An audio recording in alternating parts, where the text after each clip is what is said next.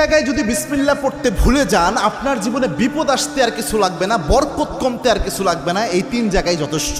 খুব মারাত্মক একটা বিষয়। বিসমিল্লাহ তো মোটামুটি সব ভালো কাজের শুরুতেই পড়া হয়, তবে সব জায়গায় ভুলে গেলে ওই 3 জায়গায় মিনিমাম ভুলা উচিত নয়। তার মধ্যে 1 নাম্বার যেটা, এটা আমি সবচেয়ে গুরুত্বপূর্ণ মনে করি, সেটা হচ্ছে বর্তমান পরিস্থিতিতে এটা হচ্ছে আপনার বাথরুমে প্রবেশের শুরুতে বিসমিল্লাহ পড়া। অনেকে বলতে পারেন, হুজুর বাথরুমে ঢুকবেন আবার বিসমিল্লাহ কিভাবে? বাথরুমের শুরুতে তো আমরা আল্লাহুম্মা ইন্নী আউযু বিকা মিনাল খুবসি ওয়াল খাবাইস পড়ি, এটা না আমরা পড়ি। হ্যাঁ, এটার ব্যাপারে আল্লাহর হাবিব সাল্লাল্লাহু আলাইহি ওয়াসাল্লাম জানিয়েছেন।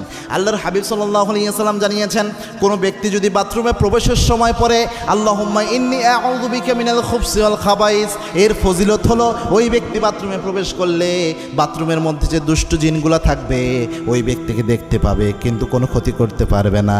কিন্তু কোনো ব্যক্তি যদি বিসমিল্লাহ লাগিয়ে দিতে পারে, বিসমিল্লাহি আল্লাহুম্মা ইন্নী আউযু বিকা মিনাল খুবসি ওয়াল খাবাইস, এই বিসমিল্লাহ সহ যদি দোয়াটা পড়তে পারে,